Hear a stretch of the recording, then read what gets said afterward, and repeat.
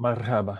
أنا دي Pensado. Thanks for taking the time, Dave. This has been a long time coming. My pleasure. My pleasure. I'd like to start off by saying hello to all the wonderful people in the UAE, and thanks to you, I've got a really good appreciation of the UAE and the people in it. And like most Americans, at one time I knew nothing about that part of the world, and now I know a little bit, and it's a wonderful place, a wonderful people. And thanks for this opportunity to hopefully not embarrass myself. Dave, I mean, listen, like I told you, the first time I came here in 2012, people already knew who you were because of Pensado's place. So, and the show hadn't been around that long, but it had managed to make its way over to here, which is amazing. Yeah, we've had several people from all over the Middle East, and we always treat them special and with respect. And one day, hopefully, we'll all live together in peace and harmony. I want to start off with one of my favorite Pensadoisms, as I like to call them, Dave. Okay. It's better to sound new than it is to sound good. You know what? That's done me well. And by the way, if you can do both, do both. So classical music, jazz, music that could be considered folk music in America, and those don't count under that. It's just it's popular music. Sure. And popular music, the beauty of popular music is it's somewhat disposable. Yeah. So I like that. I like the fact that I can have a number one record today and it's gone tomorrow. Yeah. I don't want to be limited by my past. Right. And so I think the fun and the reward of helping create music is in doing something unique, doing something different, doing something that can do a lot of good for a lot of people.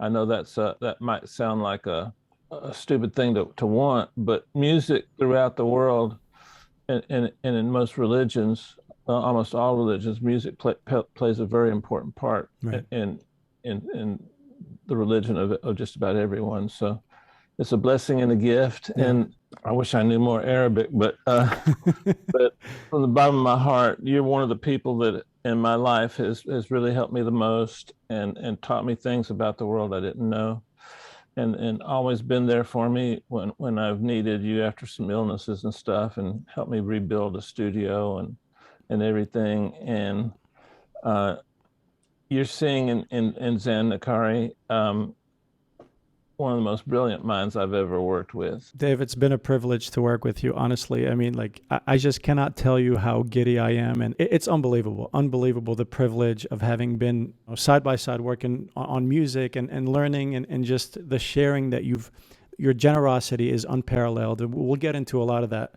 here. But how did you come up with the whole sounding new is better than sounding good? I mean, obviously, like you said, it's better to be both. At what point did you arrive at that? I arrived at it about the time Elvis Presley arrived, and everybody in my family. I come from a Western European culture, and they were tenaciously trying to hold on to the music that they grew up on. Yeah. And so when a young kid, like an 8-year-old kid, hears new music and not the old music, Frank Sinatra and Dean Martin and all that, it just consumes your body, and you really want to hear it, but your parents won't let you listen to it, and they own all the equipment. Right. As a 6-year-old, I really didn't have a lot of things I owned. Yeah. And so finally the 45 player came out, which was a record about this big with a big hole in it. And you could get something to play it in today's money for probably $20. Yeah. And so you could buy the records for 39 cents. Yeah. I when my mom and dad weren't around, I'd play my music. And so that's kind of where it came from.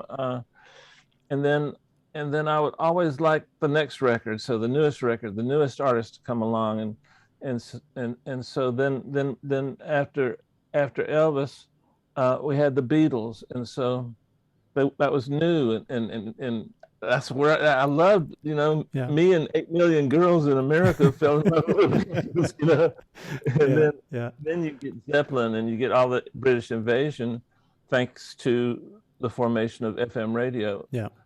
And so the technology has always been control over the newness of what's coming out. Yeah. No FM, no, Right. And then growing up in South Florida, there was a heavy Cuban influence on everything I do now. My mom was a really gifted musician, and she exposed me to a lot of Cuban rhythms and things like that. So, and even today, I try to get a little bit of Cuba in everything I do, And I drink my cup of café cubano every day, Cuban coffee. Yeah. And I've done that my entire life, except for little periods here and there, maybe when I was traveling or something. But it's just a process, It's not a law. It's not a hard and fast rule. It's just an opinion. Yeah, and I understand. I think it's great because it's what's kept you fresh and relevant. Is a lot of people, they get melancholic or they get attached to music that they grew up on. What I love most about working with you, Dave, is that as much as you appreciate what came before, you're always like, whenever I ask you what's your favorite record, you're like, whatever record I'm working on right now. So you don't tend to hold on to old stuff as much, even though you do reference it. But I just feel like that's your edge, honestly, from everything I've learned from you. I feel like that gave you an edge that unfortunately many people lose sight of. Why do you think that is? Why is it not as common for people to always stay ahead or... Well, there's certain things about the human condition and about us humans. We're more alike across the world than we are different. Right. And our makeup is quite similar around the world in terms of our physiology. And as such, we really don't like something new coming into our lives. We have to reprogram a lot of the things that are there. Yeah. And I'm not quite sure why that is. I have it. I have to fight it, but also try to use it in such a way that I can, stand out. Right. So we live in a world. I'm not talking about classical music or some of the incredible music from the Middle East. I'm talking about today's music, popular music, which we've already established is disposable. It can be thrown away pretty quickly. Yeah. And I advocate that because I like doing new things. Yeah, of course. And it takes a little bit of a while for some time. What a sentence! It takes a little bit of a while for us humans to assimilate that and to see the newness and feel it and stuff. It happens to all of us. No one's exempt from that. But I think that for me, and I can't speak for anyone else, I just enjoy new things. I'm a very curious person, thanks to my mother. Yeah. It's part of that curiosity, Zan. It's the world we live in is a beautiful place and was created to be beautiful. And life is just a series of stringing together a bunch of little adventures. And those adventures provide new things, Yeah. And you're as curious as anybody I know. And so I think that answers the question. Yeah, for sure. So you got an early start in guitar as a very young guitarist, and you were touring at a very early age. Could you maybe just talk a little bit about how you got into it and where that took you before you landed in the mixing world? First of all, let me say that I had wonderful parents. And were they perfect? No. But my dad was a scientist, and my mom was a gifted artist, painter, singer, musician. Yeah. Mom wanted me to be a world-class guitar player, so she started with me really young, and I'd have to practice sometimes with a metronome, and that was horrible. And then when I finally got to quit that, she could actually play in time. Yeah. She said, "Well, now make the metronome sound good." Yeah. And that's what changed my life, because a metronome is that, and so that's not a musical concept. You want that. You want to make movement, because our brain is designed for movement, whether that movement be to run away from something that wants to harm us, or whether it be music. Yeah. And so if you notice, a lot of the forms of music that have an eighth note, like reggae, dubstep, all the eighth notes are give us something in our brain that just makes us feel cool, Yeah. And a lot of that sounds silly, but think about it, practice it. We live in a playlist world right now. What does that mean? Well, the music industry is not really selling records as much in America. They still sell them other places in CDs too, but in America it's very, very small. And so you have a thing from a streaming service where you can, like Spotify or one of those services, you go on there and they have playlists. And so the more you get played, the more money you make. Yeah. So if song 1 comes on, pretty good, song 2, pretty good, song 3, pretty good, my song blows them all away, then I'm going to make you a lot of money. Yeah. And so I try to beat the imaginary song before me and the imaginary song after me. So I picture in my mind, when I'm mixing, a lot of times someone that's just kind of casually not paying attention to anything, and my song comes on, and goes, wow, what was that? And so that's my inspiration, is to not hurt anybody, not take anything away from anybody else, but just try to make my music stand out a little bit. Yeah. At what point did you get so good that you started touring? Because you started really young, Dave. There wasn't really a time. It was more in South Florida at the time. There weren't a lot of people that were musicians, because musicians, like when I was 8, 9, 10 years old, if I told my little girlfriend's parents that I wanted to be a musician, she'd throw me out the house. It was considered a horrible occupation, Yeah. And then by the mid 50s, it was considered a viable occupation, but still not great money making, Yeah. And so I played on a lot of stuff that I didn't get paid for at a young age. And then I thought when you wrote something, like wrote a song, I thought you took out a music sheet and drew the notes on the sheet. That was writing a song, right? Yeah. But man, I got taken advantage of a lot. They'd say, "Hey, Dave, you got an idea for the bridge?" I'm like, "Yeah." And so there's some songs out there, like some top 25 songs that I never got credit for. But my mom always told me to respect the music. Always try to take it somewhere and leave it better than you found it. Yeah. And that was kind of the way the family was, Yeah. Very much respectful. And sometimes it's hard to respect some music. Yeah. But overall, I'll give a pass to just about anybody that tries. Gotcha. Who were some of your early influences as guitarists or a musician at that time? Well, the first song that made me want to stop doing classical and flamenco, like my mom was from Spain, was a song called Bright Lights, Big City by Jimmy Reed. He was a classic Delta blues player, and I was 6 years old. And from age 0 to age 6, the world to me looked like I'm visualizing the world through a piece of frosted glass. Yeah.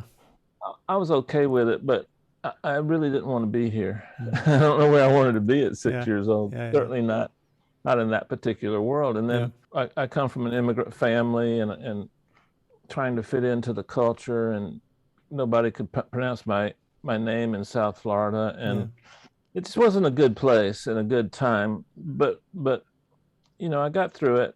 Then I heard that song, and it was like that frosted glass was just shattered in front of me, and I could see my entire life clearly. Yeah. We had these little transistor radios when I was like 6 years old, and there wasn't a station that I could get at night anywhere unless I stayed up to 3 o'clock and got the atmospheric skip. Yeah. I could get WOWO Fort Wayne. I could get WLAC in Nashville, and there was a show called the John R. Show, and he played like edgy R&B, like Otis Redding and guys like that, and the Stax Volt stuff. The Motown stuff was considered a little bit popish, you know. Yeah. And so I became a blues player, you know. Yeah. Just hammered those pentatonics, you know. Yeah, definitely. And you were a damn good one at that. I mean, you. I was pretty good, but not because of anything other than my mother's wanting me to be good. And then you made the transition to mixing almost accidentally. Totally accidentally. I didn't really like engineers of any type of music or anything. I loved the immediacy of playing live. I loved the fact that I could play a guitar solo that was incredible, but it was gone forever. Yeah. I don't know what that was. It doesn't make sense to me now, even. And I rarely listen to anything old of myself. And I've got a lot of stuff out there, but I live for the moment, which is really hard. Yeah. As anybody that's ever really made an effort to For sure.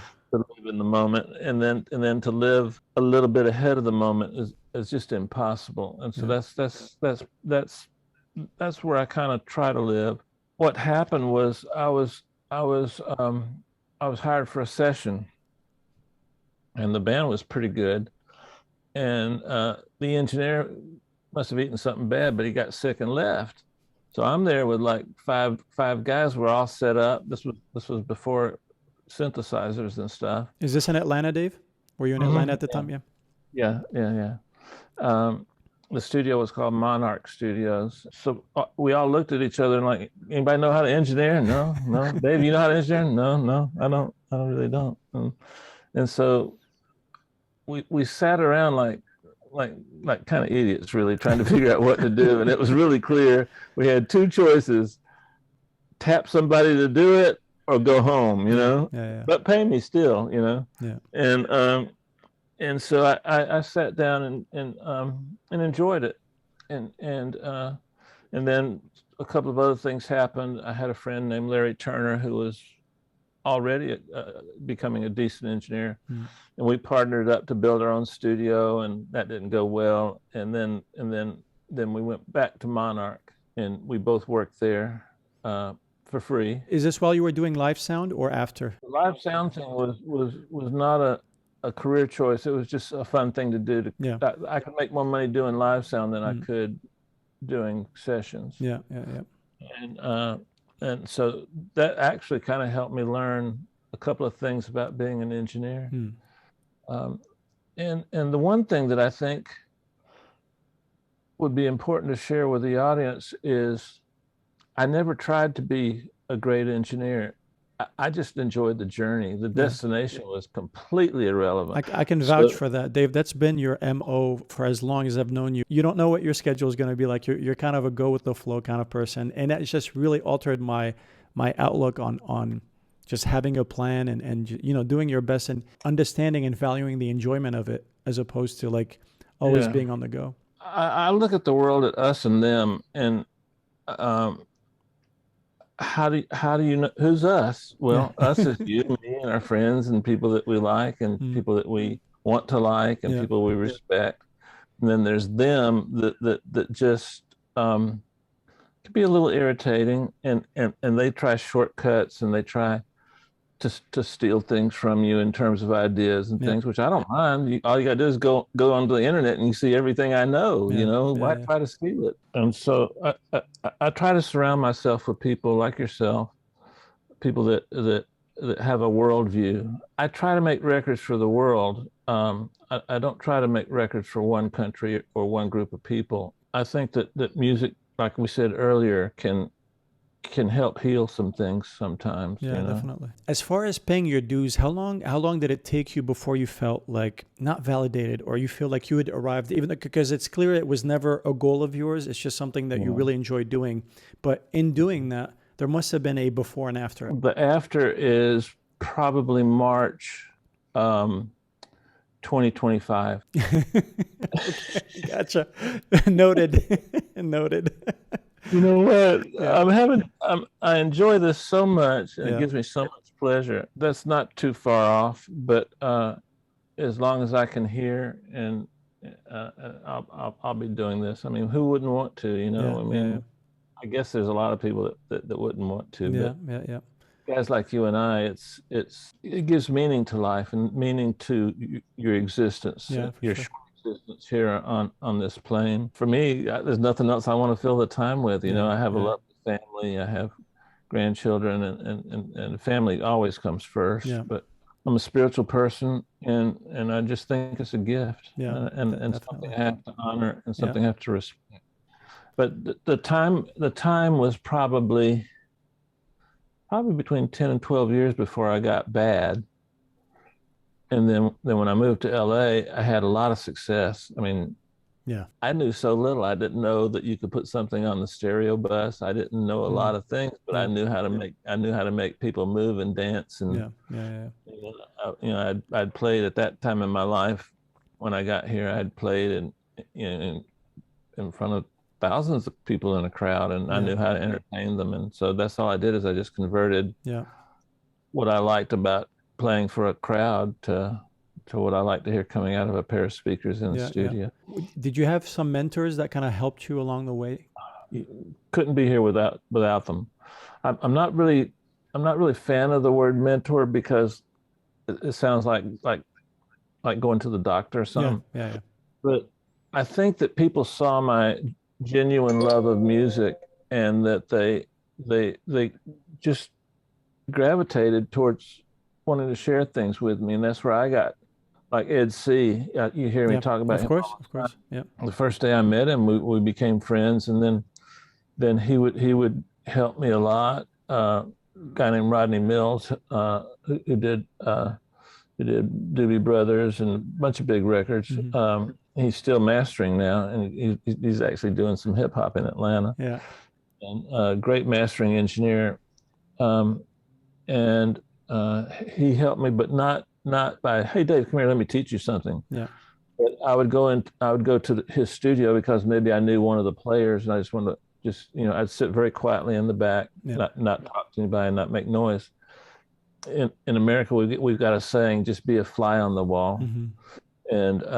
And so that means just shut up and just observe. Yeah.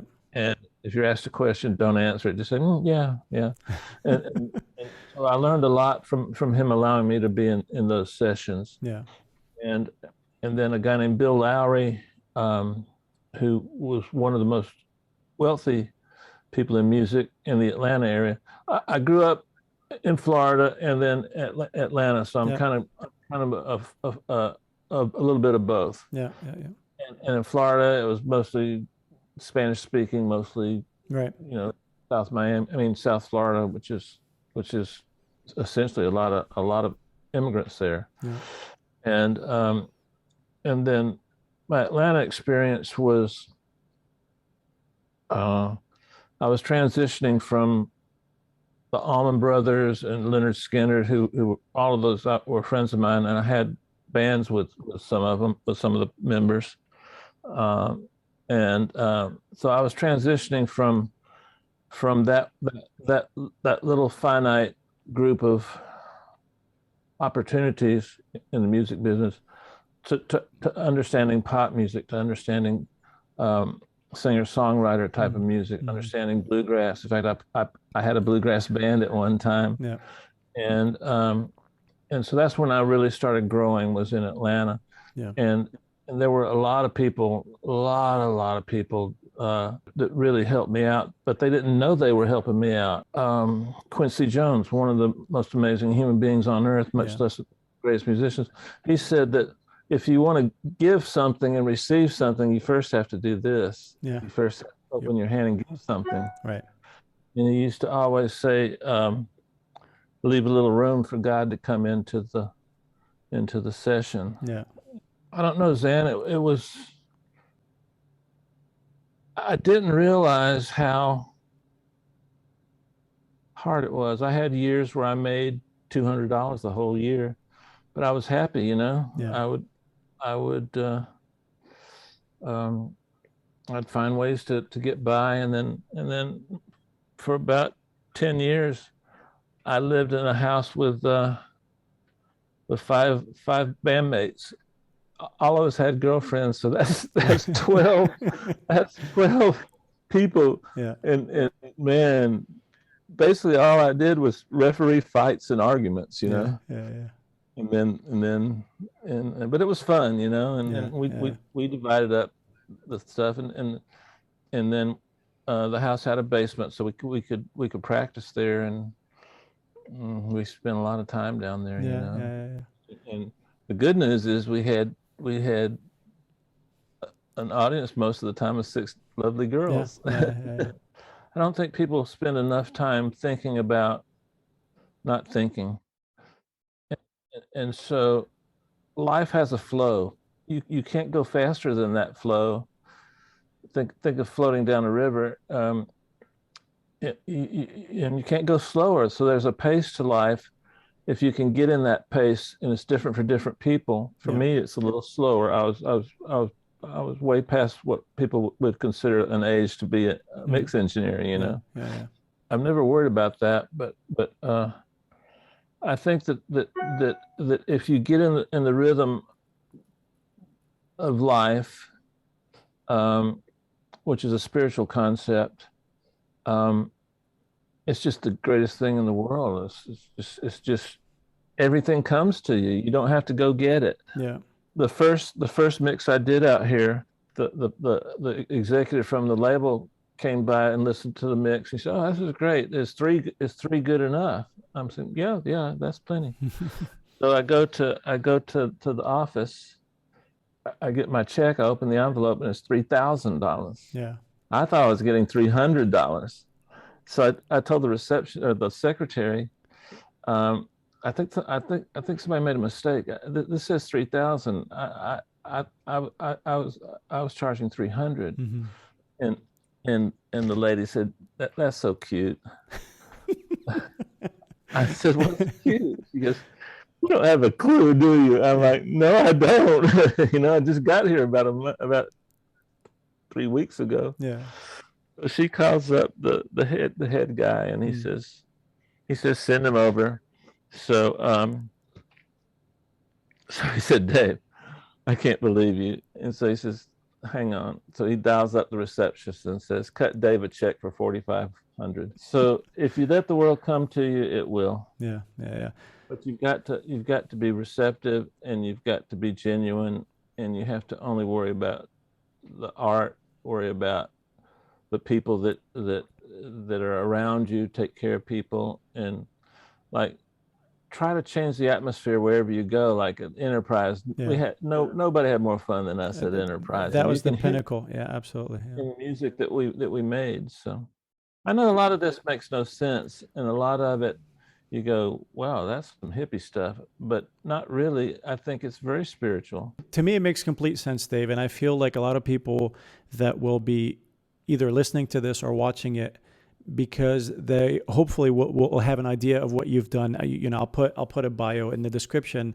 They'll understand that this is the culmination of years of experience, and you're not throwing random stuff. This is wisdom. And I've learned so much from you. And not only did you make some of my favorite records at the time, but, you know, there were so few publications with EQ Magazine or Sound on Sound or Keyboard.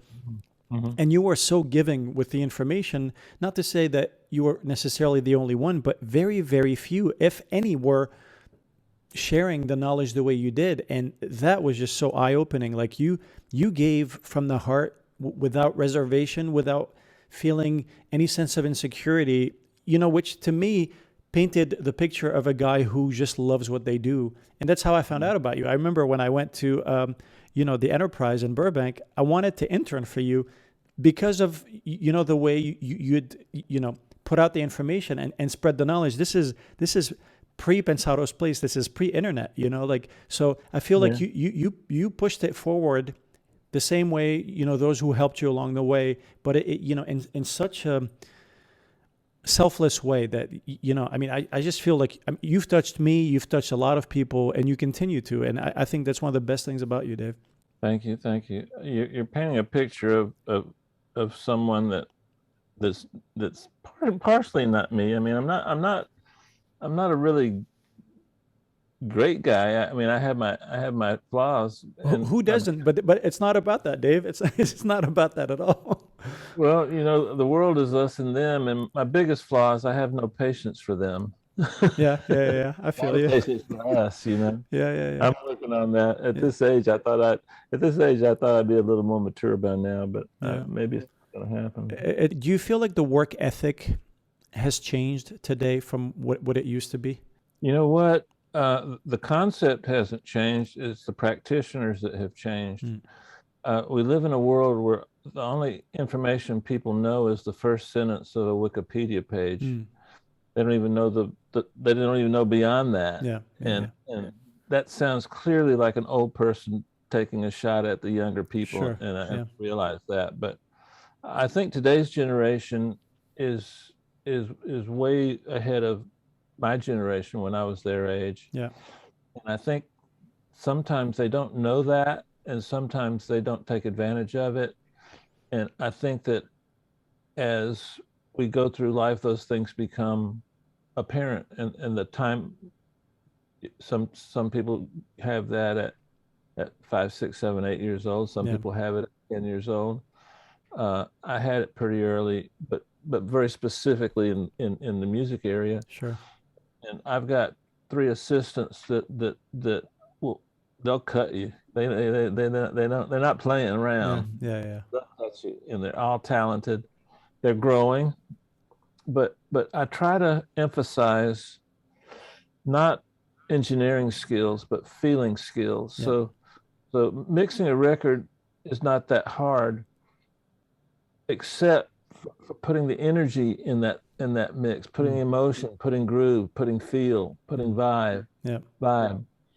And those are the things that the audience can hear. They can't hear the difference between a hi-hat and a kick drum, nor do they want to. They want to get an experience that's above the mundane experience of everyday life, and elevate their mood, their feeling, and then you can't stick out on a playlist and move up the playlist. And then once you move up that playlist, you can get put on 20 playlists, and then you're making money. But you can't do that without making them feel something. A robot can't create a groove like that. You can program it to. That's what I believe most people that work for me get. And then one of my favorite engineers and one of my favorite people on earth, could be the top engineer around right now. His name is Jason Joshua, and we worked together for quite a long time. And I was curious. So I said, Jay, what is it that you got from me?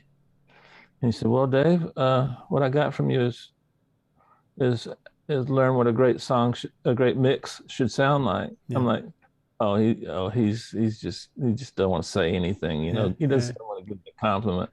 And I said, well, how's that? You know, he said, and so I started thinking about that, and it started eating at me. So I realized if you go to Guatemala and you buy a cookbook and you come back home and you've never had that meal, but you make the recipe, how do you know it's good?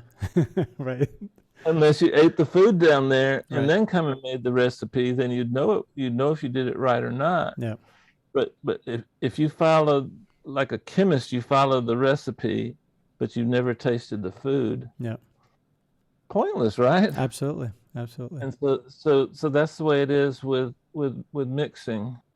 I can give you the recipe, but until you know the food, it's not going to happen. I always find a way to talk about food. So, and by the way, let me just thank all the listeners for allowing Zan to bring me some of the greatest baklava that I've ever had. You're a big fan. I'd rather, if Zan shows up and doesn't have that gold tin in his hand, I don't let him in the house. When have I not, though, Dave? When have I not? You've all never let me down. Especially from your home country. Some of that best I've ever had. But Americans don't know how to make it. They use they use this thing called Cairo syrup and instead of the real thing, you know. So all you're really getting is liquid sugar. Right. About geography, Dave, how do you think, I mean, there used to be a time where if you weren't in New York and LA or Nashville or the big major cities, it was really hard to kind of get in the door. With the internet, obviously, you know, the world has shrunk. How important do you is geography still a factor? It's a tiny factor, and it depends on you. It depends on where you're at. You know, like for me, having a reputation that I have, it's not a factor. Yeah. But for one of my assistants, they should start at one of the big centers, and then you can go wherever you want. Yeah. But the quarantine of 2020 changed our profession forever. Yeah, definitely.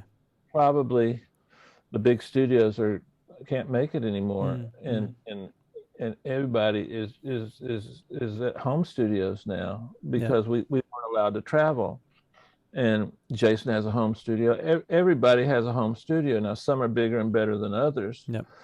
But the music has gotten better. It's gotten more universal.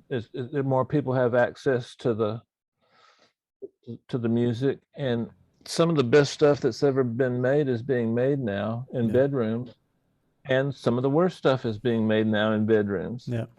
So I support that, and we'll eventually come out of this pandemic, and the music will be completely different. It'll be because it'll change in one kind of interesting level.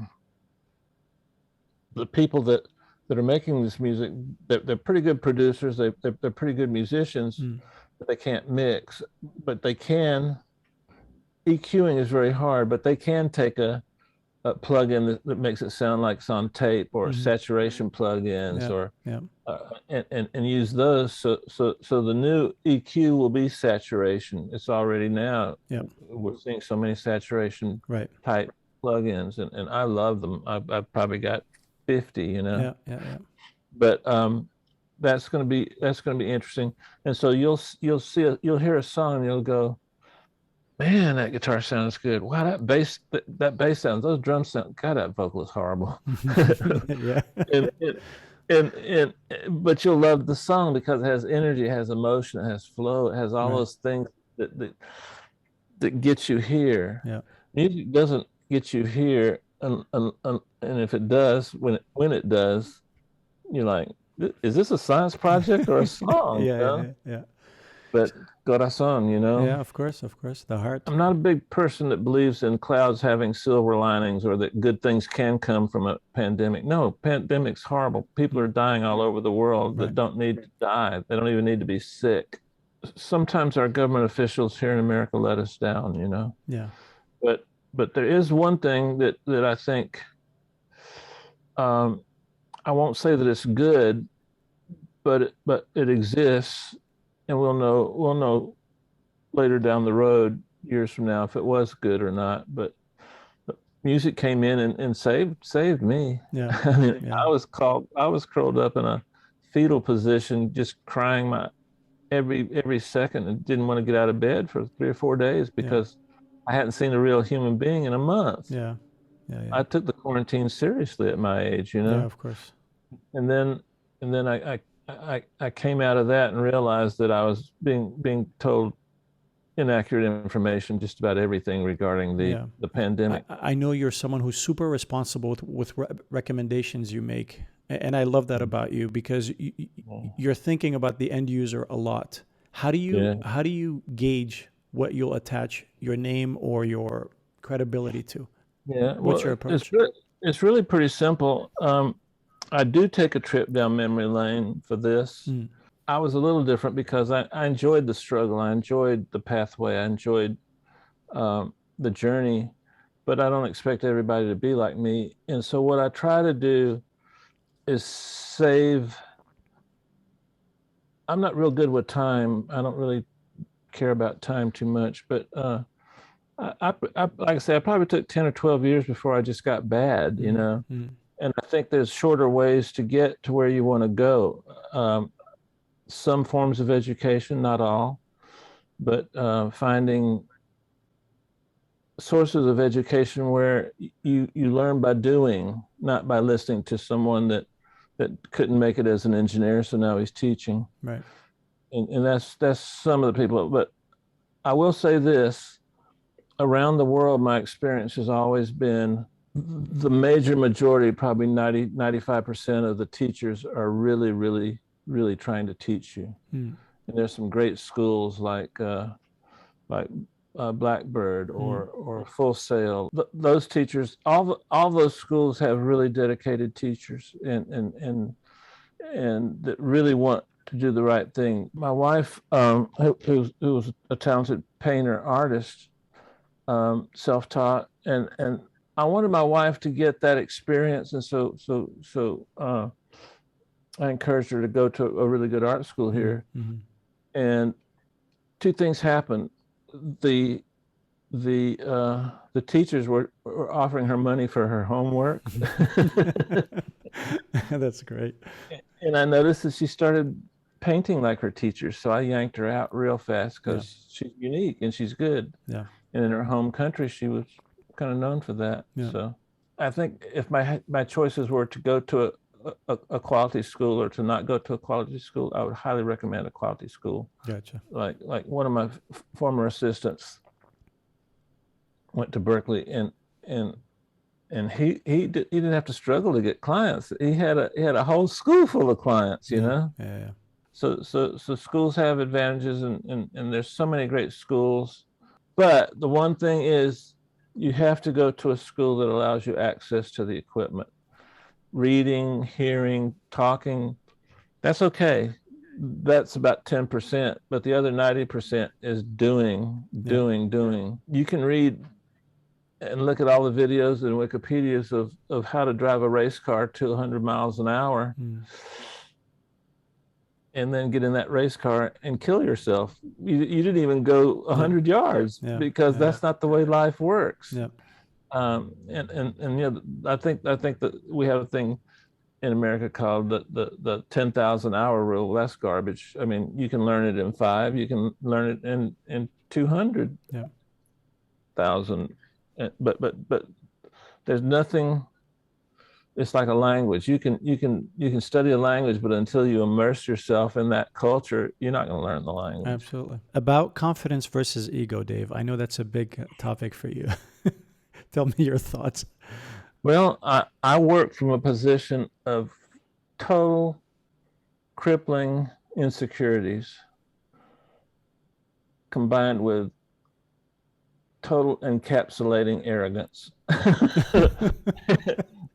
It's a culmination, yeah. Well, I've never finished a mix that I thought, wow, I am the, you know what, you know. I think it works for me. I can't say, but I think the arrogance helps me do new things, and the insecurities help me make them personal. And I don't think I'm not a psychiatrist, nor am I a psychologist, but it feels to me like those are universal feelings, you know. I mean, the narcissist can hide the arrogance, but the insecure person can't hide that. But I think that's where art lives.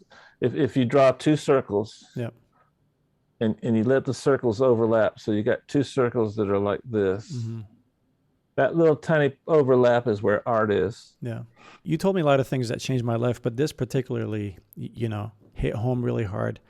Just because, you know how much I look up to you. You know, you were telling me, Zan, here's a typical day for me. I come in around 1 or 2, once the board is set up. And I'm doing my thing. By 4 or 5, I'm just cruising. By 8, I feel like I'm God's gift to mixing.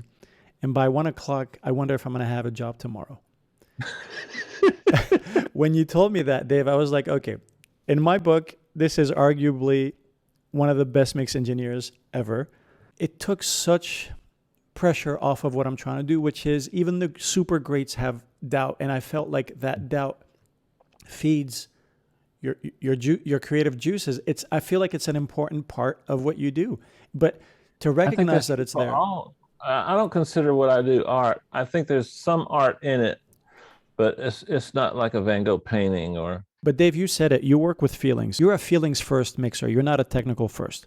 I remember you also told me, you're like, people, I'm about as technical as the next person. People come to me for my taste. You told me that, and I know that about you. People come to you for your taste, Dave. You have great taste.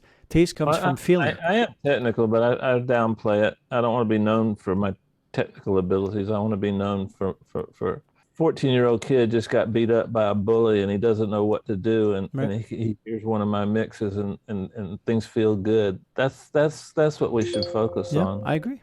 And you do that very well, Dave. Listen, when you're a Mr. I like all 52 cards in a deck, when you take a crappy reverb and put it next to an expensive reverb, the way you experiment with mixing and sounds and EQs and plugins, that keeps you fresh. That validates what you're saying in terms of wanting people to feel something. I remember one day I came in and you'd played me something. Like, in my mind, you're already about as good as you're ever going to be. 2 months later, I come, you play me a mix. I'm like, Dave, like, you never cease to amaze me. Like, it's just a new openness, like, you just manage to top yourself every time. And I heard the song and it gave me goosebumps. I'm gonna spill the beans here. You said, Zan, that's my secret sauce. That's my barometer. If it gives me goosebumps, I know it's good. Goosebumps equals feelings. So you are a feelings first type of mixer, which I really appreciate. Yeah, and I think in all of life I'm a little too sensitive, but I pretend to not be. But if you're watching this, and I hope you are, because I hope you find some life lessons in here that transcend music. But when we talk about mixing, the process of making a record starts with someone writing a song, and then that song gets produced by a producer. And what that producer does, he arranges the song. He tries to make it sound like something that would do well out in the marketplace. And then that goes to almost final part of things, which is we forget the recording part, then the producer part, and you record all the vocals and instruments and stuff, and then the producer comes in, or he can actually oversee that part too, and he's kind of like the director. And then they throw that in my lap, all of that. I take and pick and choose the things I want to sound a certain way. Like I might want the vocal loud, I might want the vocal soft, and then I might change an arrangement here. Like sometimes I'll copy the intro and use it again as a fade out for the song, and so that's when we say mixing. That's what we talk about. Now there's one more step. It leaves me, and in my mind it's perfect, or I wouldn't let it leave, and it goes to what's called a mastering engineer. And they hear differently than all the other people before that process. So a mastering engineer works with the forest, but we work with the trees. And so that's a safety net that I've always liked, because I can ask the mastering engineer, is there anything I can improve? Sometimes they say, no, it's good. And sometimes they say, you know what, I think the vocal is a little loud. And so that's the process. And so my mixing and talking about mixing is one part of that process. Yep. And that gets handed back to the label. Then it gets promotion, it gets marketing, it gets all this stuff. And it all starts with a great song. I want to talk about Pensado's place. Okay. This started as an idea, and it went from being this week in Pensado's place. It's just like caught fire and became this huge monster that it is. It's been 11 years now. I want to know what impact it's had on you. And I know what impact it's had on me and the world. And I'm sure a lot of people watching, I'm assuming most of them know who you are because of Pensado's place, if not from other things.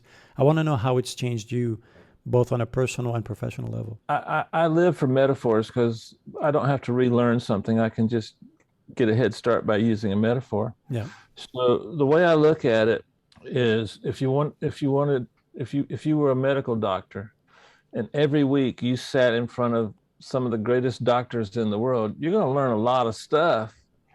And so one of the things that I love the most is making friends. That I have people on the show, Herb and I, by the way, Herb Trowick, my partner, and then we've got a really good staff. Um, there's different reasons why we choose the guests that we have, and we try to have different forms of music represented, you know. Yep. And we try to be as wide and broad as possible. But it's really helped me. It's really helped me a lot. Yeah. And I never that was never a goal of mine. My goal was, the way it started, I'll give you a real quick thing.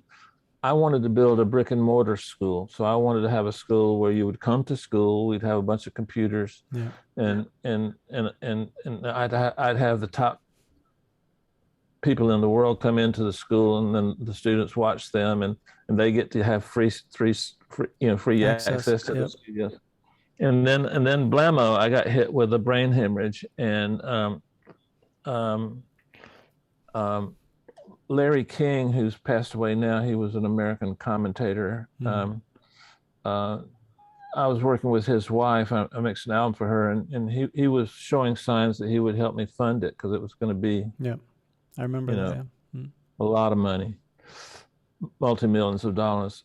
And so Herb Trowick was managing me at the time, and he said, "Why don't we just use the internet? It's tailor-made for this." And so Herb put together what is the show, and like the different things he named. And Herb's a brilliant human being. He is, yeah.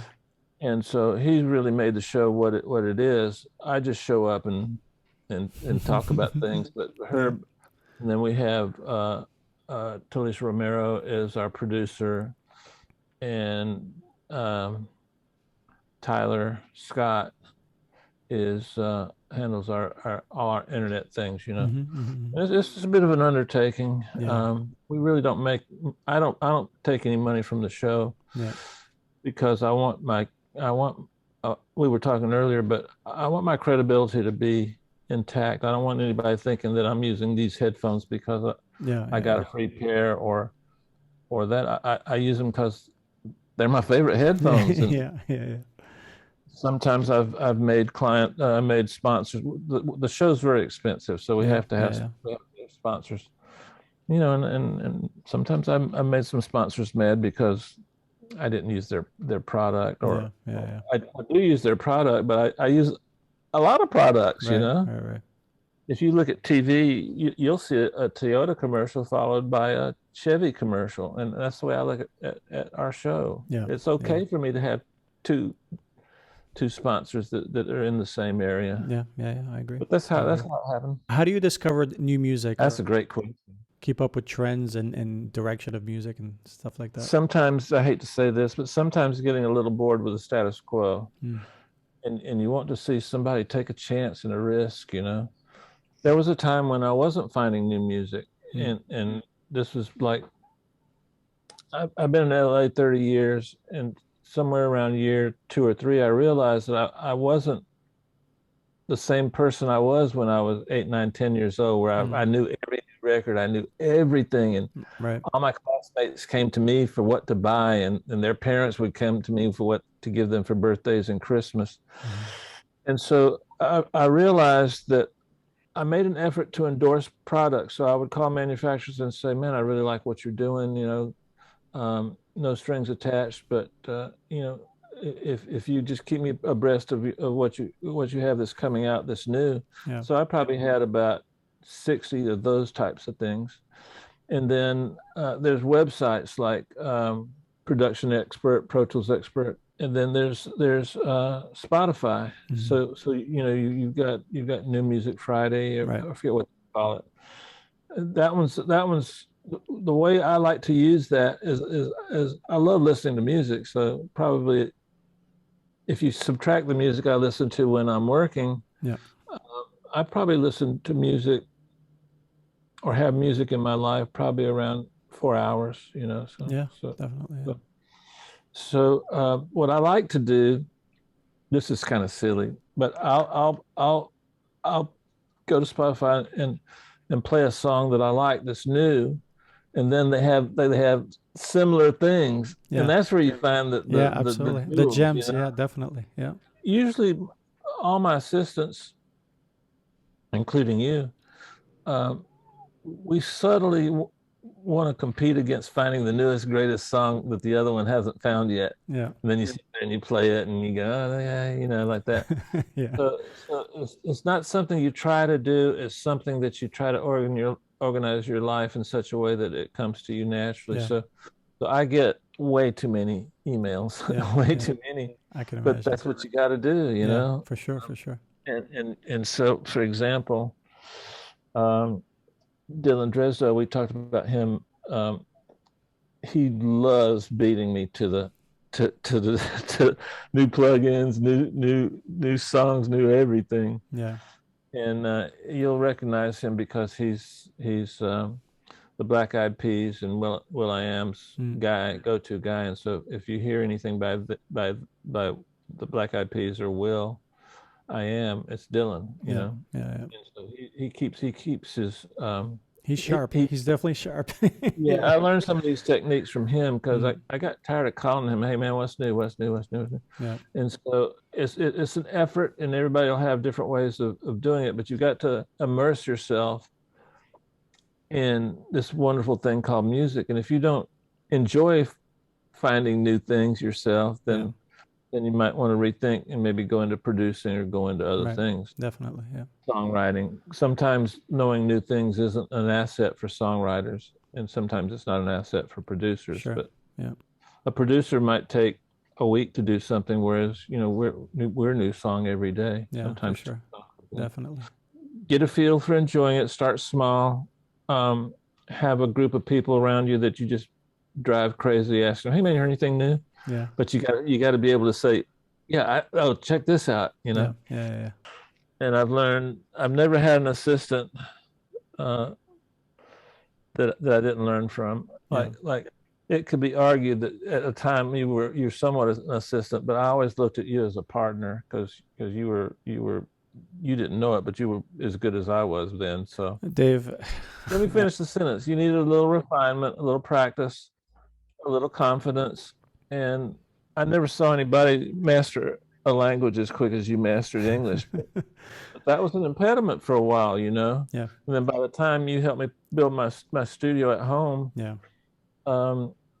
I couldn't have done that without you. You know, I mean, you let me borrow everything you owned. I don't know. Listen, like I said, I mean, I held you, and I still do with such high regard, and you've shared so much. You put a lot of faith and trust in me. I remember, like, when you first got back into mixing after the accident, and I just remember you gave me the keys to the castle, Dave. Like you empowered me. You gave me the confidence. You taught me without reservation.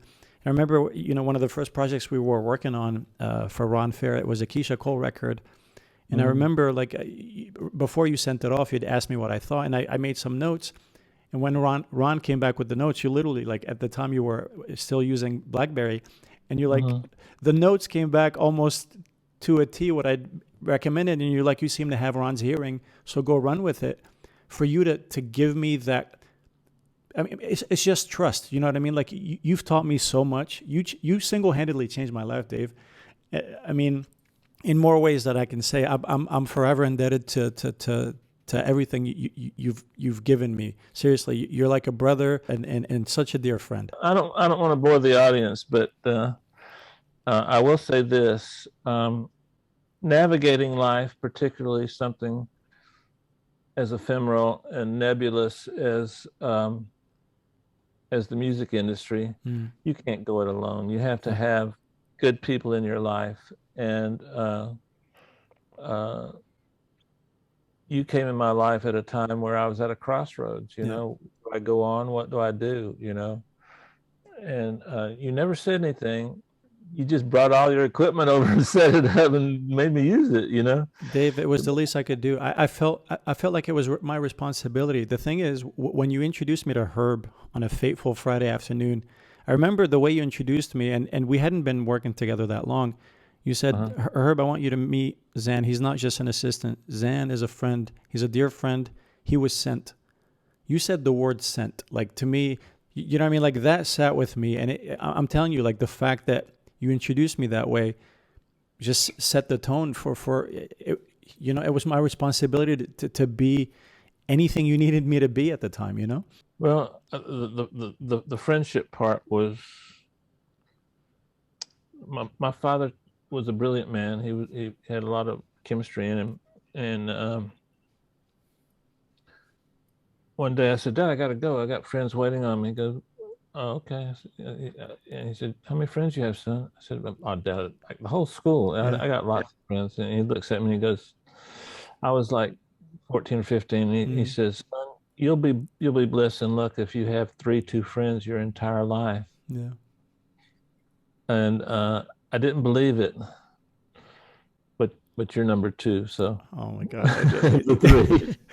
Dave, I feel the same. You know how much I love you, man. If you work hard, you can make number 1. But you were 3 before we started this. But I'm thinking about elevating you to 2. Thank you. I appreciate it. But really, I think that was the bond between us that we both felt, was the fact that you can't just make a friend. You have to be tried under pressure.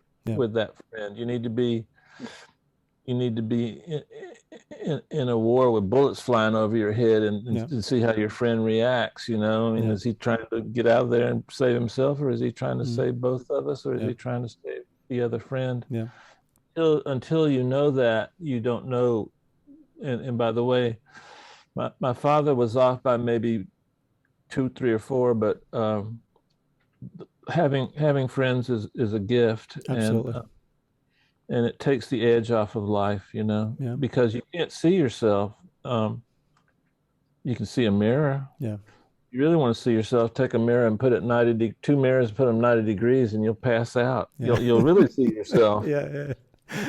And so you need someone to be your life mirror and let you know when you're doing things, and that takes a true friend, because sometimes he'll say things that you don't want to hear, but you have to trust him, and you do trust him. And that's how you know you're friends. You know, we've been pretty good about that with each other. Absolutely, yeah. Speaking of not doing it alone, when you do get stuck, or after you've been working on a mix for a while, whose ears do you rely on, if not your own, and your assistants? Where do you go outside of that circle usually? Great question. It varies on the song, and it varies on the problem. Usually I solve that question before the finishing 5% of a song. The last 5% is the hardest and takes the most time. The first 95%, if it's a hip hop song, I can probably do it that first 95 in maybe 5 hours. But the last 5% will take me 3 to 4 hours, you know, because I want it to be unique. I don't want it to be just like everybody else. And I have this saying where we've only got one loop in the song. We've got to make this loop an event. It's got to be the best sounding loop anybody's heard. Right. And the drums need to do this and this. And that's where that 5% comes from. But I rarely work alone. And I usually have my assistants, and they sit to the right of me, and I'll go. I'll be working, you know, and I go. Yeah. Okay. Yeah. And they know.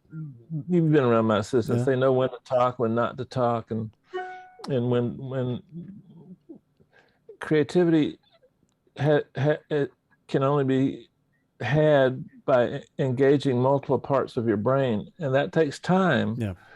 Can take an hour, and then we call that, once it happens, we call that being in the zone. Yep. And then your wife walks in and says, you want some cookies, and all those things shut off, you know. You gotta love your wife, so that's the thing. So you build it back, but it's a team effort, you know, with me being the leader of the team. Yeah.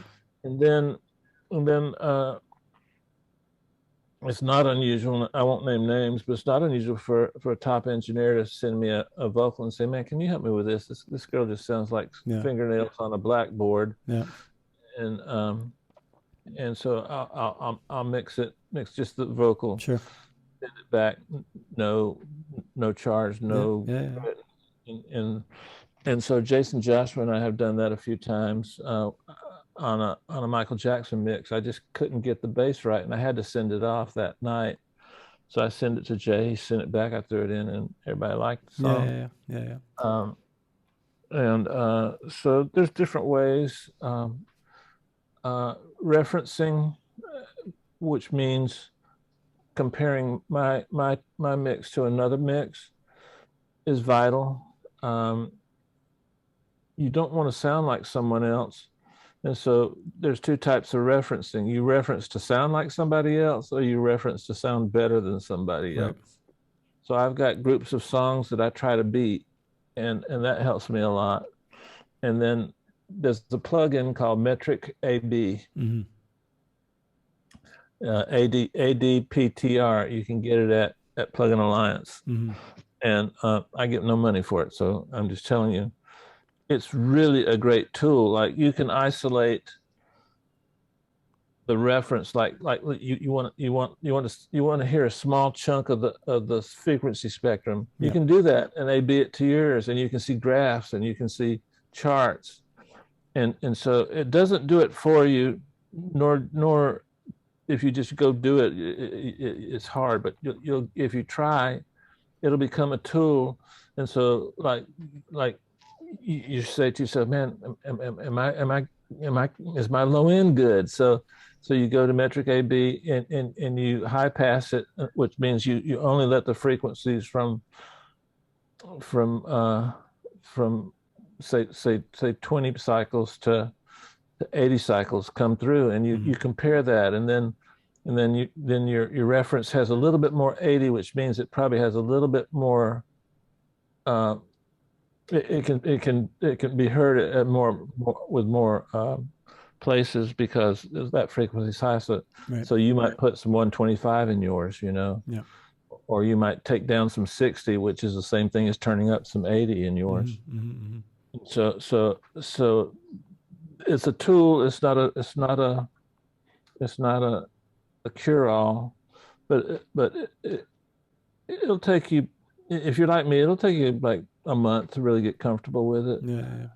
Speaking of reference tracks, Dave, are there ones that have stood the test of time? Like, how often are you updating those? Like, when you and I work together, I know which ones you used to go to for vocals, for different things. Are there ones that have just been a staple that you won't change? And then how often do you change them? Well, sadly, no. I change them pretty often because it's easy now. You just steal it from Spotify and put it in Metric AB. Yeah. I got you. And I change quite often now. Back in the day, what I used to do is like 1 in a million Aaliyah. I love the snare that Timbaland did, so I'll use that just to compare my snare. I didn't compare songs; I compared different elements. Yep. Yeah, and then I had, but now I can do that with less references, and I can change quicker because not much change. We went from no reverb to reverb. That was probably the biggest change in the 90s, But then the end of the 90s and going into the 2000s, you had to, if you were using your old references, you'd sound like Frank Sinatra or something. By the way, Frank Sinatra, I don't make fun of him. He's amazing. I didn't like it when my dad played that stuff, but as I've aged, his timing, his sense of flow, his phrasing. Yeah, his phrasing, for sure. He was a guess. By the way, he was the Elvis Presley of his generation. Yeah, agreed. Literally, agreed. Women fawned over him. Yeah. So I don't think referencing is a cure-all, but if you use it in a timely manner, don't use it to influence you too early. Just use it to make sure that you're getting what you want. And so you don't really copy something. You might check to see how you stand against it. Yeah. But always find a way to be unique. Always find a way to be unique. Yeah. As someone who strives to stay current and ahead of the curve, Have any of your convictions changed throughout the years? Well, I don't try to stay current. I just like new stuff, Yep. and I'm very curious. There was a band that came along about 4 or 5 years ago called 100 Gex, Geks or CS, and you got to watch the video when you watch the song. I fell in love with that song, and everybody in my life hated it, and everybody thought I was losing it, and some people recommended psychiatric therapy. And I love that song. So I played it for everybody. Or one of the songs I fell in love with early was Am I Wrong, Nico and Vince. Oh, you yeah. know, it had a prominent guitar at a time when nobody was using guitars. Right. And so songs come along like that I'm probably pretty early on, and sometimes the first to share it with my crowd, you know. Agreed. And I don't know where that comes from, Zan. I do know that the feeling that I heard when I first heard that Jimmy Reed song, I still try to get that same feeling to come out of a pair of speakers. I want to feel like going to my mom's bedroom at 3 a.m. and say, Mama, can you teach me how to play this? And she gets up, and she's a wonderful Spanish lady, and she says, okay, we got to be quiet because your dad's still asleep. You want to play guitar or bass? I was like, I want to play bass, Mom. I want to watch your fingering. Yeah. And I want those moments to come back. Yeah. You know what I'm saying? Yeah, of course. Yeah, they're hard to get, but if you make your life about the effort to get those moments, of course, my mom's passed away quite a long time ago. I think it'll lead you in good places, into good places. Yeah. The beauty of the music that I like today, which is under the umbrella of pop music. So right now, hip hop is under the umbrella of pop music because it's pop. Sure. And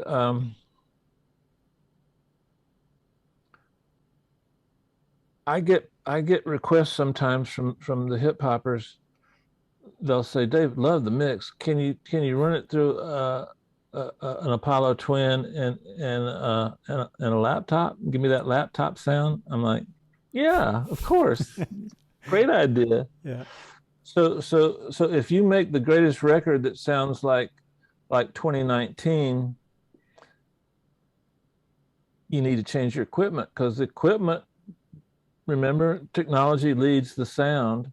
And so now we have affordable everything. Like you can buy reverb plugins that are as good as anything for $20, or get them free in your DAW, you know. And the DAW is like Ableton and Logic and Pro Tools. They have great stock plugins. The built-in stuff is amazing. Yeah. So figure out and study. Don't study, but have fun listening to music that just came out, and you'll notice that if you use a console, you're probably not going to have some success. Jason's in the box. You know, almost everybody's in the box now. There's a couple of people that aren't, but they have a different reputation, and their sound is different, you know. And so try to figure out.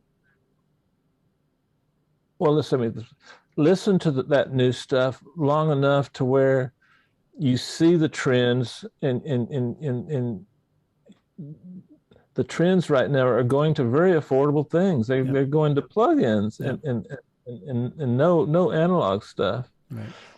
I mean, I'm down to about 5 or 6 pieces of analog, down from like what, 150 or something. Oh, yeah. And then as you listen to it, and you use your imagination and you draw that line on out 6 months, it'll come to you. Yeah. And then you'll for about a month, people won't like it, but then they'll turn a corner for sure. Yeah, they always do. So for example, when I first moved here, I changed music with the help of 2 guys named Wolf and Epic. I mean, we had singing in the rap songs. I had kids. Yeah. I had violins. I had whatever the heck I wanted, you know. Mm. Um, and I didn't know better, you know. I just was doing what I wanted, and Yeah. turns out It worked out. It worked out all right then. yeah. We're gonna keep it consistent with Pensado's place and go to batter's box, Dave. Oh, okay. I love it. I love it. I love it. I'm gonna ask you some questions, and some of these, you know, feel free to pass if you don't want to answer them. But I want to know. This is relative to songs you've worked on. I want to know what song or mix changed your career. Yeah. Let's go by decades. In the '90s, it was Casey and JoJo. All My Life. All My Life. Yep. And then after that, it was a tie between Lady Marmalade and Beautiful. Christina Aguilera. Yeah. And Pink and Yeah.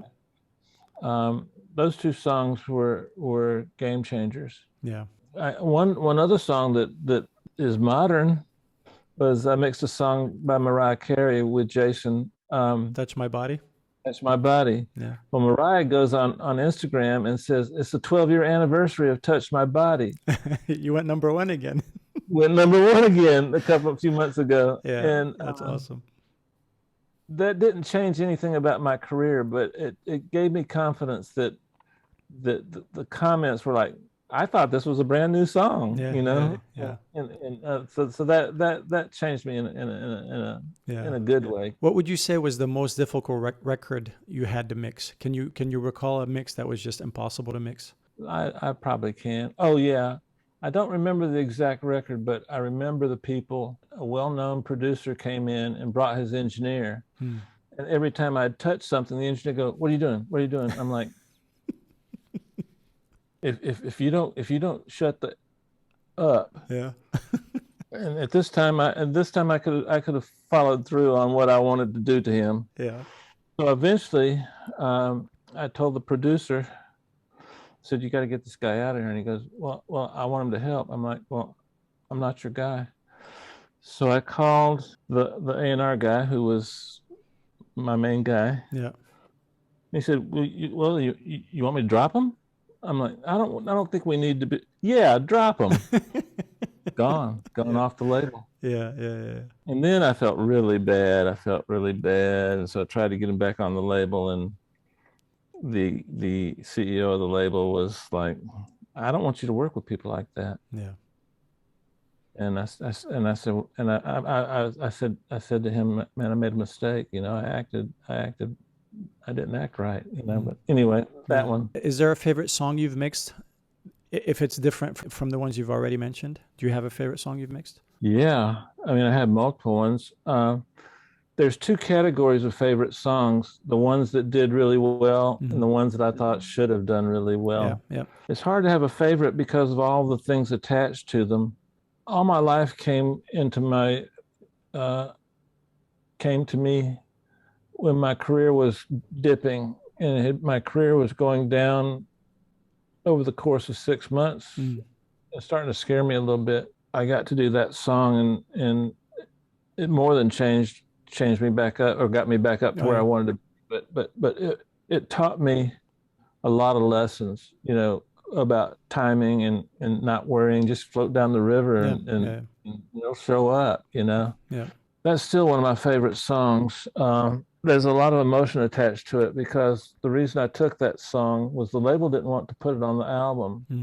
So I mixed it thinking I was mixing it free. The producer, Rory Bennett, he didn't have enough money to have dialysis, so he would have to have dialysis at like 7 a.m, and then he'd come to the studio and he'd fall asleep, and so my whole goal was I knew that song would be great, and so I wanted to get it to the public any way possible. I wanted Rory to get a little bit of money before he passed away, and he did. He passed away 6 months after we did that song. Yeah. And so he said, "Dave, before I go, can you help me?" I can't say it, but it involved something bigger and different than a girlfriend to come into his life. And then he wanted to buy a new car, a Ferrari. So he bought a Ferrari. He bought BMW, and he wanted to buy his mom a new house. So the record came out. It wasn't a single, and a little radio station in Hawaii played it, and they got 20,000 calls. So they called their sister station in Las Vegas. Yeah. They played it, and they got like, I don't know, 60, 70,000 calls. And the next thing you know, it's number one. And the label called and said, do not play this record to all these radio stations because we're coming out with the second album and we're about to release a single. We don't want to compete against ourselves. Yeah. So it had, and they threatened the labels threatened the radio stations. And back then, radio was everything. If you didn't have radio, you didn't have a hit. And so it stayed at number one for 5 weeks, and it was one of the first records ever to be number one without being for sale. Yeah. But back then, chart position was about half record airplay and half sales. Right. So I was really under anyway, that gave me so much hope and love, and Roy was one of the most gentle, kindest people, and a gifted musician. He grew up around all the Philly international soul stuff, and he got his girlfriend, he got his mama house, and he got himself a couple of big cars, which he had in his mother's name, and man, every time I go past his apartment, I'd cry and laugh at the same time. You know, it was a special moment. Is there a favorite vocalist you've worked with? Yeah, one that wants a ring on her finger, and one that's trying to be beautiful. In a strong second place, one that wants to start a party. Fair enough, Dave. I know. I love Beyonce. She's a gift. One of my favorite people I've ever worked with. Christina and I kind of grew up together in a you know, we were friends, and I learned so much from her. And I think she was a teenager when we started. Yeah. And then Pink was just energy and rawness and aggressiveness, and she'd cut you if you got in the way, and I learned a lot from her. And Pink is one of my favorites. I love Pink. She's such a sweetheart. She really is. And then your Desert Island plugin, Dave. It could be anything. Desert Island plugin. I mean, I should say my own plugin. I would say Renaissance Compressor. Yep. I know you're really fond of that one. Yeah. It can do anything. It can do anything. Yeah. A close runner-up would be the Massenburg EQ, the MDW. It's expensive, but it's well worth it. Yeah, I know. Every time we talk, you're always telling me about it. You knew George Massenburg that did that plugin. He's the one that invented the parametric EQ. Yeah, of course. Yeah. And he's from Georgia. Yeah. As far as producers, I know you've worked with a lot of producers, and it's really difficult for producers to stay relevant. Do you have a favorite producer across decades, like whether you've worked with them or not, that you're just very fond of? Probably Pharrell. Yeah. We did a lot of stuff together. We did a lot of Shakira. We did some NERD. Pharrell has stayed relevant. He's a great human being. I like him a lot. As a producer and as an engineer, Chad Blake is one of my favorites. He's just out of control. You just don't know. I did a batter's box with him, and every answer was sans amp. And so there's a lot of young producers that are coming up that are really good, that are making a mark for themselves. Yeah. There's a group. There's two friends that call themselves Take a Day Trip. Keep your eye on them. They're coming on strong, and I'm lucky because I get to meet these of course. You know. Yeah. And there's quite a few out there. Are there any guests on Pensado's Place that you'd like to have you haven't had a chance to have on the show yet? Serban, yeah. We've talked about it. I consider Serban a friend and a business friend and a friend. We had the pleasure of working together at Enterprise. I would like to have Sermon on the show. So let's leave it with that, you know, and then let me just say goodbye to the wonderful people in the UAE, in that part of the world, and I'd love to see the different countries do their own version of pop music, you know. Yeah. Steal a little bit from current pop, but use a little bit of yourself and put that into everything you do. Yeah. I grew up near Cuba, and a lot of Cuban people, so I put a little Cuba in everything I do. Put a little bit of Dubai in everything you do. Put a little bit of the Emirates in anything, the United Arab Emirates in everything you do. There's some wonderful spots in the Middle East that are producing great music. Lebanon's one, Egypt's one. There's a guy from Syria that's one. Don't try and go it alone. I'm not talking to you, but don't try and go it alone. And the easiest thing to be is yourself. I never woke up and said I want to be a mix engineer. I never woke up and said I wanted to do anything in life. I woke up and what fell in my lap, that's what I did. And I don't recommend that for anybody. And decisions are a waste of time. Did he really say that? Decisions are a waste of time? Commitment is more useful. So you can give me advice, it works. Yeah. You give me advice again, it doesn't work. So why waste time on decisions? But commit, like I committed to come to LA, and next thing you know, I'm here like 2 weeks, and I got a #1 record. Whereas in Atlanta, I never had a big record. Yeah. I had some okay records. So don't be timid. Commit, but when you're committing, look to the left, look to the right, and something will come up. And so the goal you were committing to, be ready to just dump it in the trash and go over here, you know. Yeah.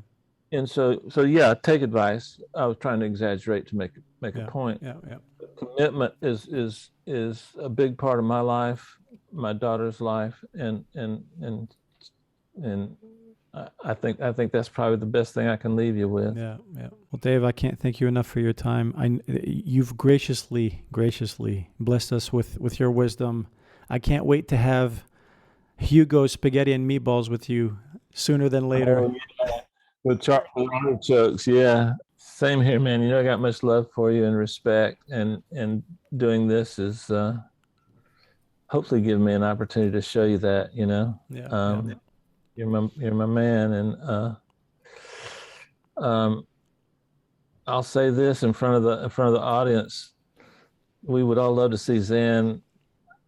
I know what he's capable of, and let's give him some support. And if you got his number, call him and tell him to start back. Drive him nuts. I appreciate that, Dave. Throw up at his house. Whatever you got to do, get him to do something. I love it. And then we'll do the reverse.